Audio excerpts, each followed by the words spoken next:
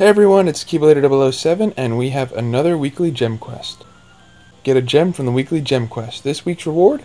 Speed Gem. From October 2nd to October 8th, event details. This weekly gem quest is both difficult and rewarding. Fight your way through and complete objectives to reach this week's reward Speed Gem. If you find the quest to be too difficult, try upgrading your Keyblade or leveling up your medals. Same bullcrap as always, not much of a description.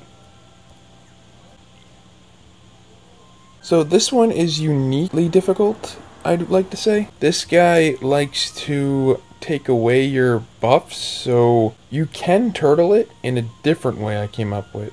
So it is still free-to-play friendly, but a lot less friendly than the other ones, depending on your setups. No continuous weekly gem, clear to have to continue. 3 times you get Speed Gem, 30 jewels and a Moogle, Wicked Spider, level 999.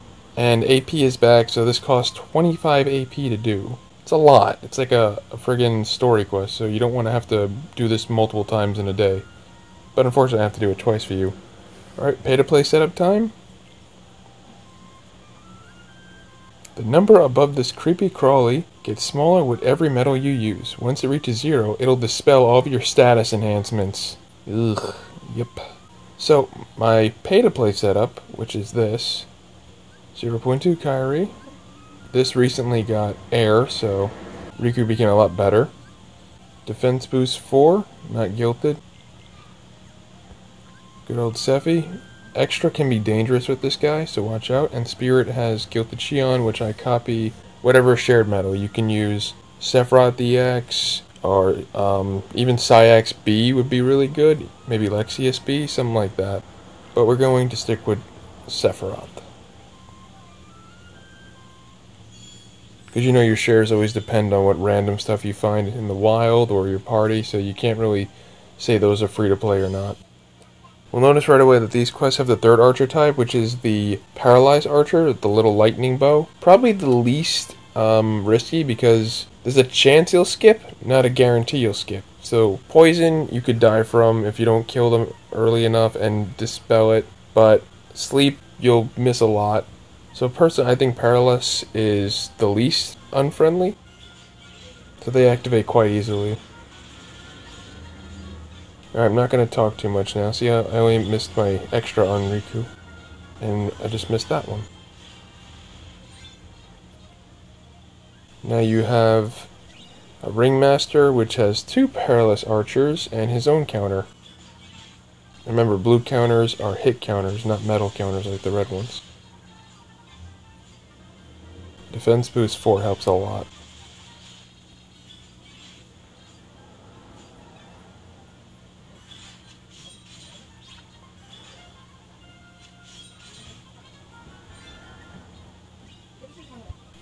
And now we have a yellow copter fleet.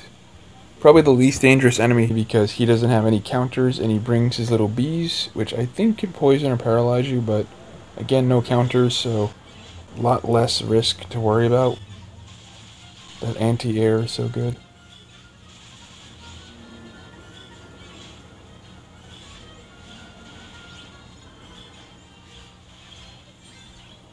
And here is your target.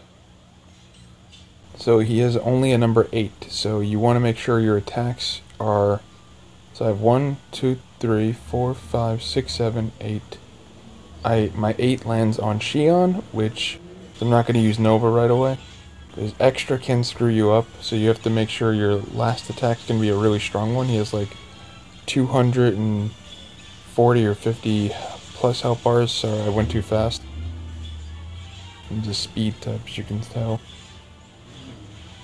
But his defense isn't that high, unlike his friend from last week, who had the highest defense. And even with landing on Sephiroth, it still does a lot. So he killed me, but it's fine, I can kill him in 2 turns. He does paralyze you as well with that attack, but if you die I think it kind of shakes off. Or it's more likely to, at least. Just like normal, when you get killed by a counter attack, all your debuffs stay on him, so that's why he's down -7, which makes it a lot easier to kick his ass. And this should finish him. I don't even need my Nova. Wow, I think that was 1 million damage.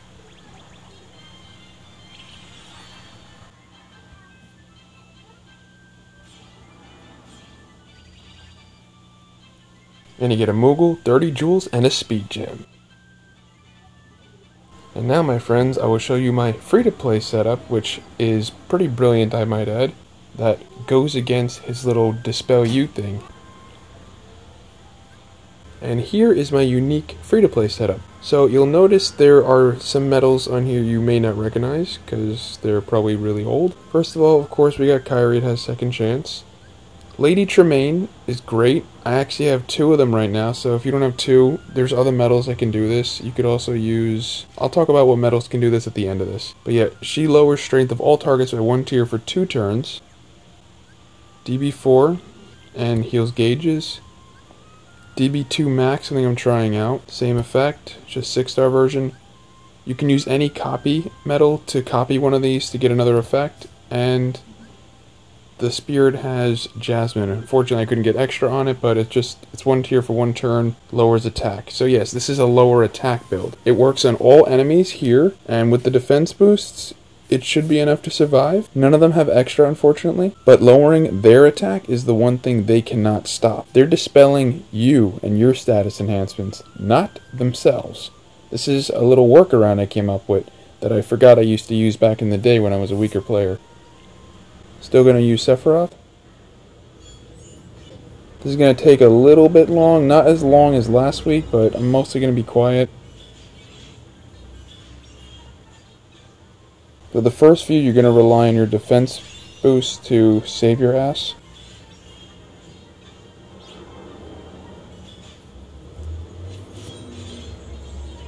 Your shared metal should be doing majority of the damage. It's not going to work that nice against Spider-Man. You know, I'm calling him Spider-Man. Space.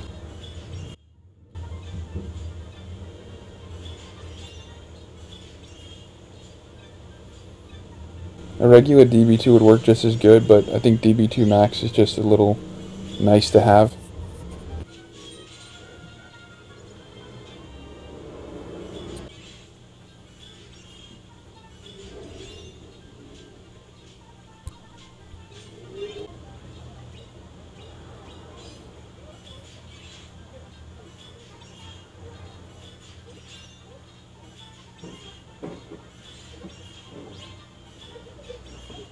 When you use Jasmine, you always want to target the strongest enemy.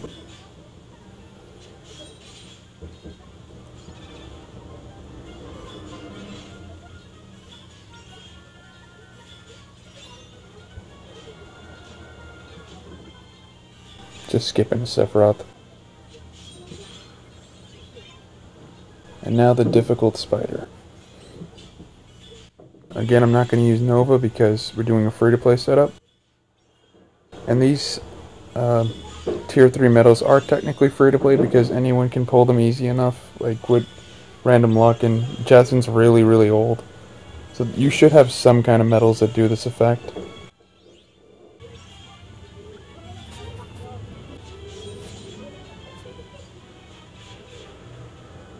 Okay, I guess he can put you to sleep.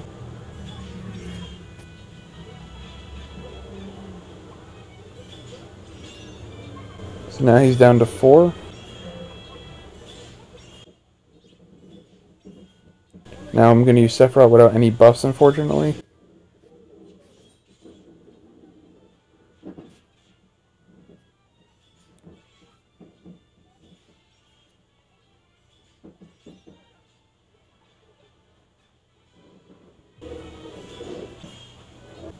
I had to change locations because it was getting a little noisy. So it's a little darker over here. Not that it's always not noisy every time, everywhere.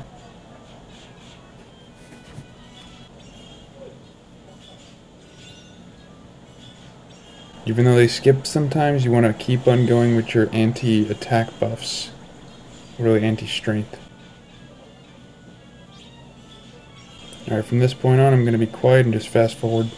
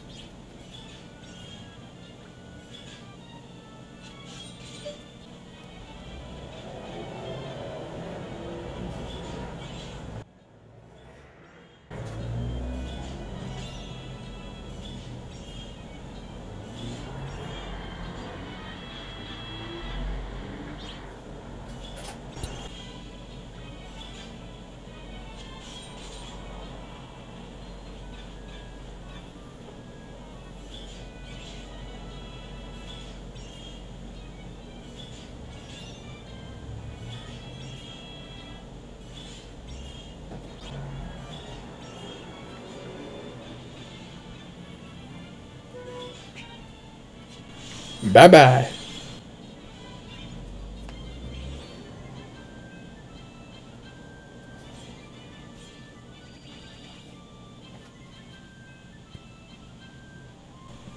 It was a long and slow crawl, not as slow as last time, but we did it.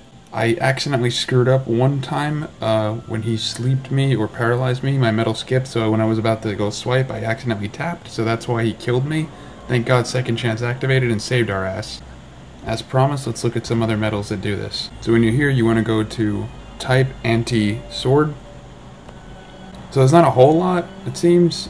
You also have this option, float sim and jet sim. It's an AoE, lowers strengthable targets 1 tier for 1 turn. I like her better because she does it 1 tier for 2 turns. So hopefully you have one of these metals and a copy ability so you can make the most of it. Since he takes away your defensive buffs, this is the only thing I could think of. Alright, so peace out guys. I hope this guide helped you. It was a lot of work to put together. So hopefully you guys can get this gem and see you for next time.